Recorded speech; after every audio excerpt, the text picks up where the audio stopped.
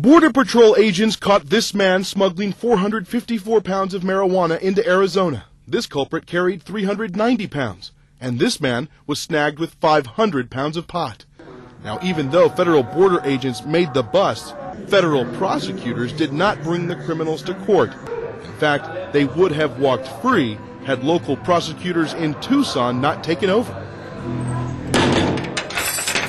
I'm very upset at this. It's not appropriate, it's not right for these cases to be foisted upon the local prosecutor because we aren't getting the tax dollars to pay for them. Two local prosecutors in Arizona say federal attorneys refuse to prosecute smugglers moving less than 500 pounds of marijuana. They say it's an unwritten rule. The individuals that are caught smuggling are then released by U.S. Border Patrol. George Silva is the prosecutor in Nogales, Arizona. He says he doesn't have the money to prosecute the criminals ignored by the federal government. It's disgraceful that that happens in this day and age.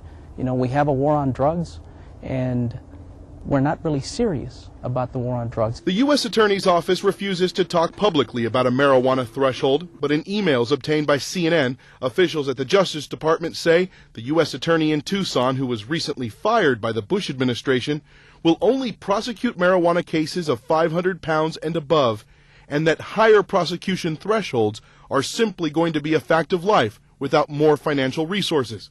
The emails also say the issue was brought to President Bush's attention. This is what 500 pounds of marijuana looks like, but drug runners are learning to lighten the load. Just look inside the shed in Nogales where confiscated drugs are stored. You see the small packages that the marijuana is often brought over in. This could have been brought through a tunnel, but more often than not you see this contraption, basically a burlap sack and straps turned onto it so someone can carry it like a backpack. Now keep in mind what prosecutors here are saying is that many of the people bringing over these loads won't even be prosecuted. How quickly can they be back out on the street? In a matter of hours. In a matter of hours.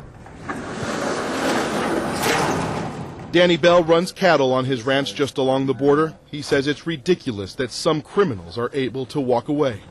To me, it's kind of an insult for all the people that are out there trying to stop this. In the war on drugs, local prosecutors